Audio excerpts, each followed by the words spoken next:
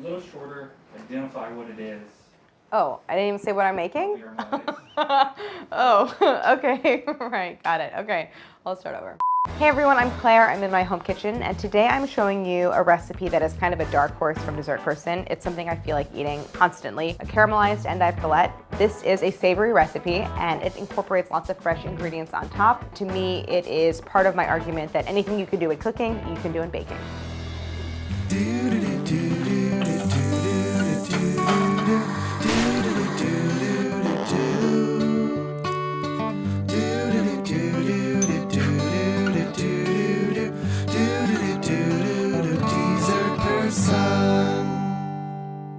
Okay, so I have lots of vegetables out here, and that's because this is a savory recipe and it is perfect for lunch or dinner. It is basically a big salad on top of a delicious, buttery, oniony galette that has lots of caramelized endive in it. I love it because it incorporates fresh ingredients. You have this bright, acidic sort of salad atop this really delicious caramelized tart base.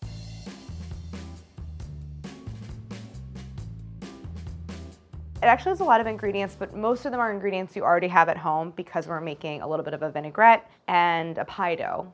And then in terms of fresh ingredients, I have a radicchio, an endive, and some onions, olive oil, Parmesan cheese, freshly ground black pepper, honey. I'm using white wine vinegar. You could use a sherry vinegar or a red wine vinegar, even apple cider vinegar, an egg, a little mustard, a bit of shallot, and fresh thyme and parsley. You can adapt this easily, use whatever fresh herbs you have on hand. Really what you want to do is make your caramelized base, and then whatever you put in the salad is up to you.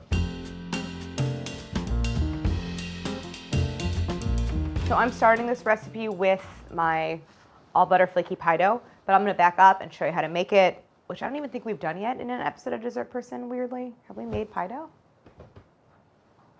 It's crazy that we haven't gotten there yet, but I'll back up, show you some great technique for flaky pie dough, and then we'll put together the galette. Very straightforward ingredient list. I have all-purpose flour, butter, salt, sugar, and ice water.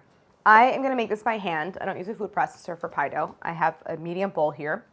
So I'm starting with my all-purpose flour. This is enough for a single crust. I'm making a galette, which is sort of a free-form tart with just a single crust. If you're making a double crust pie, you double this. And then to this, I'm adding a tablespoon of sugar.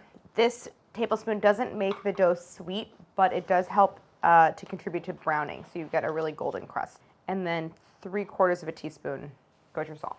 So I have 10 tablespoons of butter total. I have taken 5 tablespoons and cut it into 1/2-inch pieces. So those go in. Then the remaining 5 tablespoons I have thinly sliced. This isn't crucial. I like cutting the butter into different shapes because I feel like it gives me more flaky texture, but also a tender texture, because I want both. And first, I want to smash the butter pieces into the flour with my fingertips. You often see this recipe language that you want the mixture to look like coarse meal. So think about what a coarse cornmeal looks like. That's a good indicator. I'm still trying to work quickly because I don't want the butter to soften. It has to stay cold, but I am at this point working it until it's fairly broken down. So what happens is those pieces of butter, those small pieces, are inhibiting gluten formation. So it's physically getting in the way of these long gluten strands from forming, and that is going to make a more tender crust. Now for something really flaky, I then add my slices of butter. So at this stage, I'm gonna do the same technique of smashing the butter pieces in, but I'm gonna leave them pretty big, because when I roll out the pie dough, these flat shreds of butter are gonna flatten, and that is what is gonna form this really flaky texture in the pie dough. So I'm gonna just clean off my hands, and now it's time to bring this together into a dough using ice water. I measured out about 1/4 cup. I used a fork to distribute the butter and to hydrate the flour, and it's now making these larger clumps. Now I'm gonna switch to my hands. Knead the mixture inside the bowl to bring it together. It's a little crumbly, and that's okay. Basically, you want to take the parts of the dough that hold together and transfer them to your work surface, leaving those floury, drier spots back in the bowl. And now with what's left over, add a little more water to bring it together. This is a way of bringing the dough together that doesn't overhydrate it, because you can always add more water, but you can't really take it away once it's in there. So now I have the remainder of the dough holding together. See, the bowl is clean. I don't have any floury bits in there. Add that to what's on your surface. So now I have this mound of dough. I want to chill this. I have done a decent amount of manipulating and working of the dough. I've been experimenting with storing my dough in these like silicone sort of bags. It's not not working great. You have a little dough on your cheek. On my cheek? Yeah. Oh, hold on. Got it. Wow, that was a big clump of dough. I actually like these bags a lot, but it's the part where I'm struggling about like a plastic replacement is when I want to wrap something directly in plastic like this dough. So once you've wrapped it up, seal this, and then go ahead and press down. This should rest in the fridge for minimum 1 to 2 hours, but it could go up to a couple of days. And then I'm going to pull out one that I already made and show you the next steps in making your pie dough.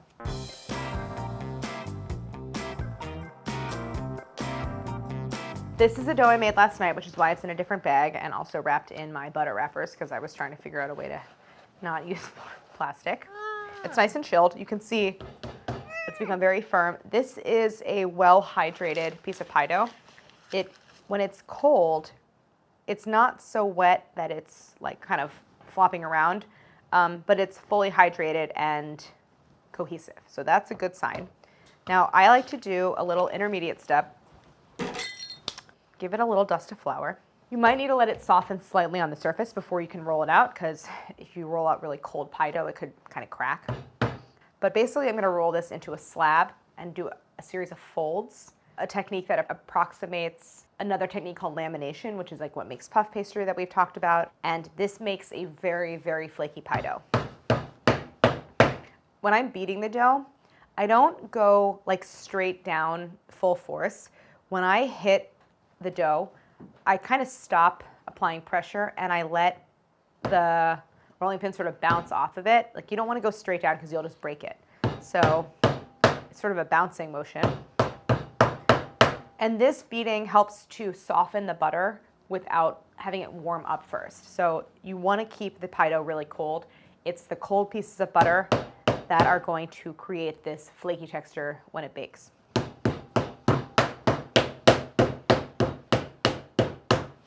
So this is at the point where I can start to roll it out. I'm going to give it a little more flour. You want it to be able to slide around. So I'm going to give it a little more flour. And now roll it out a little thinner. Like this is obviously not in a really even shape. And here I'm getting some cracking from a place where the mixture was a little bit drier. That is okay. And I like this method because I just think it actually is more forgiving on the dough. Those larger pieces of butter that I had from those slices, they're flattening out and creating this kind of streaking around the dough, like here. That's good. That is what is going to separate in the oven and make lots of flaky layers. And now I'm going to do a quick what we call letter fold, and that is basically folding in thirds. So I take the bottom third, fold it up toward the center. Same thing with the top third, fold that down. This dough is softened a little bit, as you can see I have some sticky butter in a couple areas. Give it a little flour.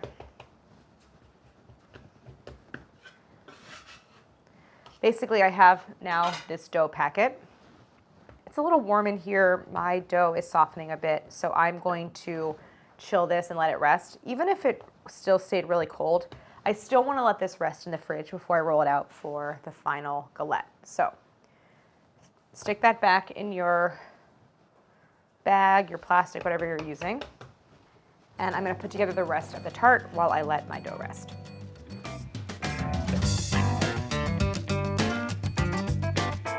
I love something called salad pizza, which I think is a thing. Others have told me not. I think it's a thing, where you have your pizza and then you have on top of it fresh dressed greens, whether it's like Caesar salad from the slice joint or arugula and parm and lemon at like a Neapolitan place. I love the idea of fresh greens on something cheesy and fatty and bready and delicious. So that's kind of the source material for this. But I also love bitter greens. I love chicories like endive and radicchio and treviso and all of those. So it's sort of a maybe like slightly more upscale twist on it using pie dough and a savory galette as the base rather than pizza. So I have endive here. I need 6 large. The store has smaller ones, so I'm using slightly more. And I'm going to caramelize the endive along with some onions for added bulk in a skillet. I'm going to put aside 2 of the smaller ones for the fresh greens that I dress on top. So let's just set those aside. So for the endive, I'm going to slice them crosswise. And you don't have to go super thin.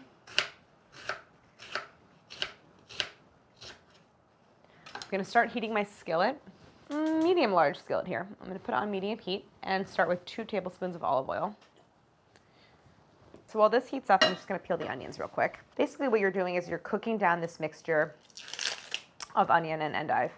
And as the water is cooked out of the vegetables, the sugars that naturally occur concentrate, and that starts to brown, and you have this mixture that has this wonderful sweet but also really savory quality. There's few things to me in the world that are more delicious than a caramelized onion. And endive caramelizes much in the way that onion does. So I'm gonna start with the endive. For me, cooking has become something that is pure stress relief. And I love when I get a chance to cook. And so for me, it's even more of a bonus when the thing that I'm baking is also the thing that I'm cooking and can eat for dinner. Because so much like the stuff that I'm recipe testing is not dinner. I recipe test all day, clean up, and then I have to make dinner. Which, let's be honest, I'm not really making dinner. That's Harris's job. But I love when I get the chance to do it. I'm gonna let this cook down for a sec. I'll periodically come back and stir this, and then this will wilt down, and then I'll have room to add the onions, which I will slice. First of all, the book is called Dessert Person, so it's filled with desserts. But for anyone that has a copy of the book, you know that there is a savory chapter. And the title Dessert Person is, yes, it's a book literally about desserts, but it's more about how I identify. I am a dessert person. To me, it means that I embrace the idea that food is pleasure. We should all be, gathering around something delicious. You should have dessert. You shouldn't feel bad about it. You don't need permission to have dessert. And part of the sort of thesis of the book is that cooking and baking are not that different. And anything that you can do in cooking, you can probably do in baking. And I get sort of, not like frustrated, but I just feel like I want to tell people that when I hear people say, I like to cook, but I can't bake, or I don't bake, or whatever, it's like, it just implies that there's this great divide and that they're separate disciplines, and they're not. There's so much osmosis between the two. This is a great example of a savory recipe that involves cooking and baking. Okay, so I'm gonna add as many onions as I can fit. I'll come back and check on it and continue to stir as everything wilts and add the remaining onions. And then for now, I'm gonna pick some fresh thyme. I'm sort of an advocate for using an ingredient in multiple places in a single recipe, so then I also like to add some fresh leaves to the dressed greens on top at the end. Then the other thing I'll add to this mixture is a little white wine vinegar. Again, something I use in 2 places in the recipe, in the vinaigrette, and then as a sort of seasoning for this caramelized endive and onion mixture. So this is what it looks like after maybe 20 to 30. It could go a little bit longer. I'm looking for something this color. You can see these are nicely brown. This is a batch that I made just yesterday, so they're already cooled. This is looking good. I'm going to add my thyme leaves. I want these to get, coated in that fat and start to sizzle a bit. So in those go. One tip for caramelizing onions, or any kind of oniony mixture like this, you'll definitely get some little sticking areas on the skillet. So when that happens, I'll add a little water, and then the onion mixture can reabsorb it, and then everything looks even a little bit browner. So I'm going to use just a little bit of water. Sometimes people use like wine. For this process, a little water is all you really need. Not a lot, just enough to release and dissolve those bits. Now, I haven't seasoned this yet. Let me season it with some salt and some freshly ground black pepper. I do sort of like to season at the end, and that's because there's so much water loss that if I season at the beginning, sometimes I'll end up adding too much salt because the mixture concentrates. So I season toward the end, a little black pepper, and my vinegar. I'm going to do 2 teaspoons. You can use lemon juice, you can use red wine vinegar. This is a Chardonnay vinegar that has kind of a bittersweet flavor that's really, really nice. So this will cool off. You can see it's a little closer to this color. And basically this is the filling now for our tart. So I'm going to set this aside. I have a swap here so I can go ahead and move on to assembling the tart. The dough has rested. It's firmed up again. You could make a circular galette, whatever. But for me, I'm gonna do it in a rectangle, and so I wanna roll it out to dimensions of about 9 by 13, and then I have a parchment-lined baking sheet here. Give it some flour if you need. I should also say I'm preheating my oven to 350, so I have a rack in the center.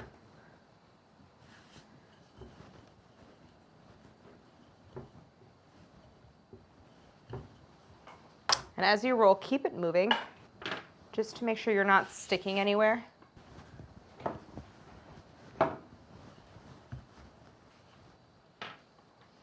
Now a galette is sort of a rustic tart that's freeform, so I'm not obviously making this in a mold of any kind or in a pan, a pie plate, nothing like that. And the edges are just stay kind of raw, as in like I'm not cutting them to make them straight or even. Perfection is not the goal here. And it rarely is. So I'm at 13 by 9. I'm going to transfer this to my baking sheet. So you can fold it, you can roll it onto the baking sheet. I'm just going to basically fold it. Lift it, unfold it. Now I'm going to crack an egg and beat that. I want a little bit of egg wash for my pie crust. Egg wash just gives you a shiny, very browned exterior. It also helps the dough to stick to itself. So I'm beating an egg. I also have 1 ounce of grated Parmesan. So I had a block of parm and I used a microplane to grate 1 ounce. Then I have another ounce that I shaved with a vegetable peeler, and that's going to go on the salad. So with my parm, I'm going to take about half of it and put it on the surface of the dough. And now my filling goes on. So you can kind of dollop this around. I should say this becomes a very thin tart. This is a low profile galette. You have layers of pastry and filling that are about the same in terms of thickness. But the filling itself packs quite a punch in terms of flavor, so it's not like I would want, at least personally, I don't think I would want a really thick layer of this caramelized endive filling. Move this around, try to get it into an even layer, and I'll leave about 1 inch of a border, and that is what I will then fold over to make the edges of our galette. With my egg wash, I beat it until there's basically no streaks. Sometimes you get some of that like goopy white part that doesn't want to incorporate, which you can just avoid. So I'm using the egg wash to brush the exposed borders. So now I like to use the edges of the parchment to begin to fold the crust over the filling. So I'm taking that 1 inch of border, and it's a thin border for sure, and it will even shrink a little bit in the oven. So that just gets folded over the filling on all 4 sides. And go ahead and press pretty firmly because that dough is going to be so flaky that it's going to have a tendency in the oven to puff and almost souffle and open up a little bit. This is our tart. Now egg wash goes along that newly formed edge. And then the remaining parm that I finely grated, sprinkle it all across the surface, and I'm also focusing on getting it along the edges of pastry. So the oven is preheated. This will go in 350. While that bakes, I'm going to put together the dressing or the vinaigrette for those dressed greens that go on top.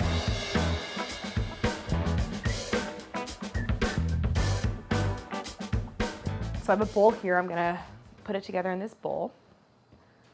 Set this aside. I'm going to start by finely chopping or mincing this shallot.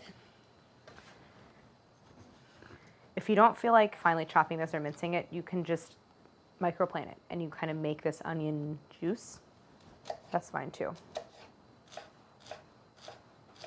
So that goes into the bowl.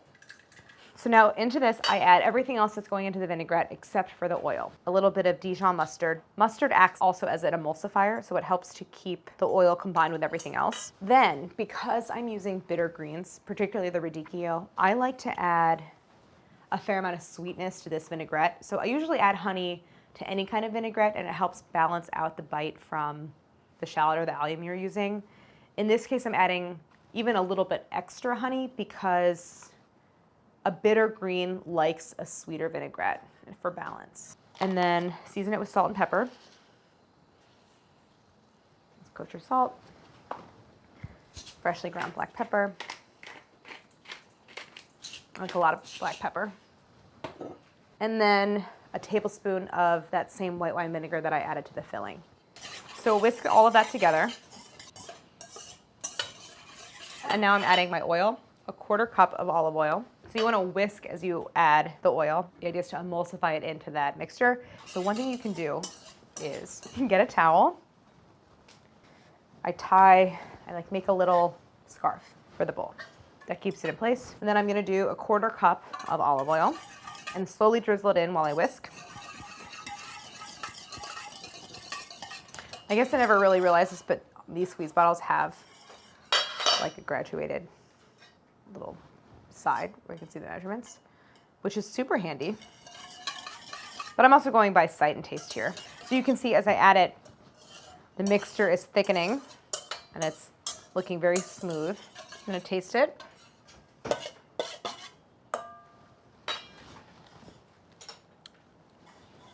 Yum. So I know this is the right amount of dressing for the amount of greens that we're using. So I'm going to leave it in this bowl, stick it in the fridge, and then when the tart is done, I'll dress everything directly in this bowl.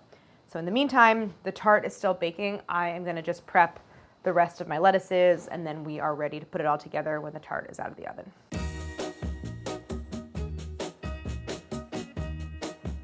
Okay, my greens. I have 2 small endive, or in the case of the recipe, 1 large.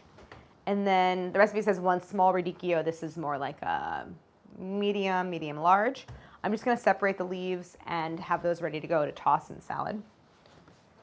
So this part's not that hard. Just trim off that very core end. And with endive, the leaves just kind of fall and separate.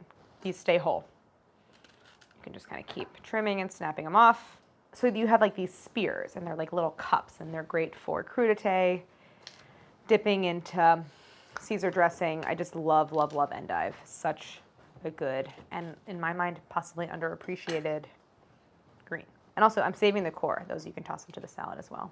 And then with the radicchio, it's sort of like a head of cabbage, but the leaves aren't so compact. I like to think about the size of your fork and the size of a bite, so I would sort of tear it into large, but still forkable and bite-sized-ish pieces. So this can all hang out. I'll put this back in the fridge while the tart finishes to bake.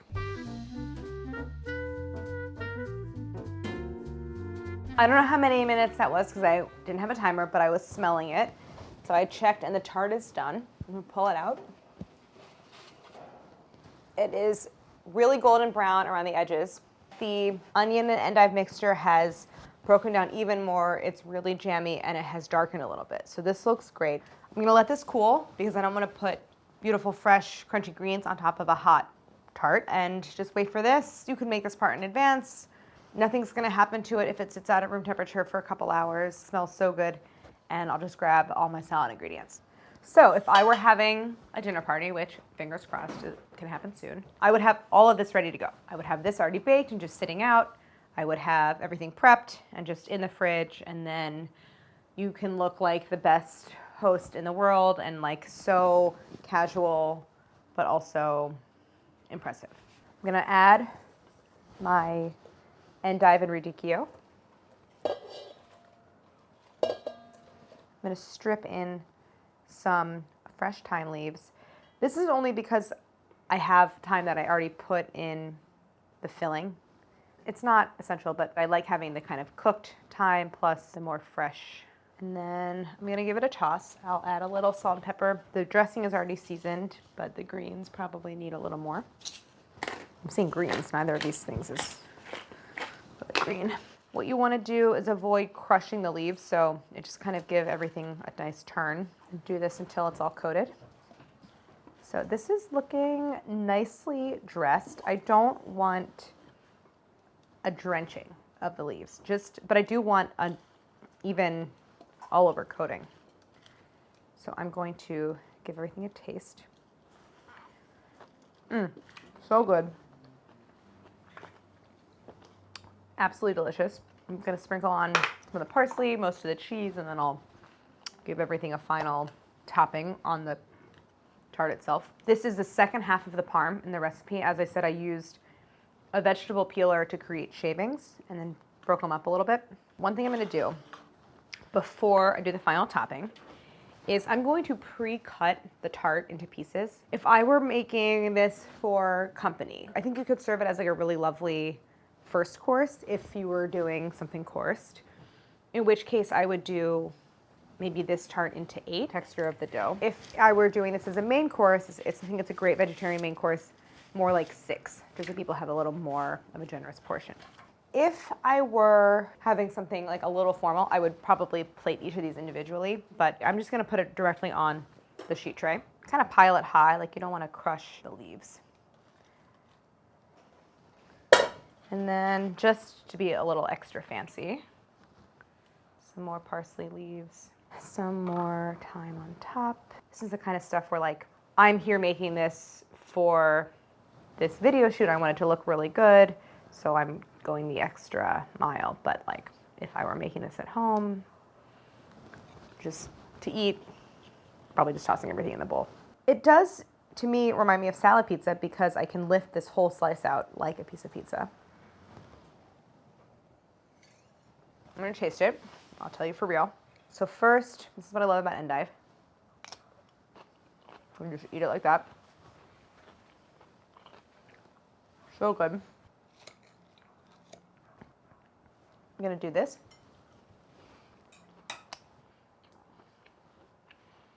Sometimes I make things, I'm like, I can't tell if it's good, and I need someone else to try it. And then other times I make things where I'm just like, damn, this is incredible, and I'm very proud of myself. And I did a great job.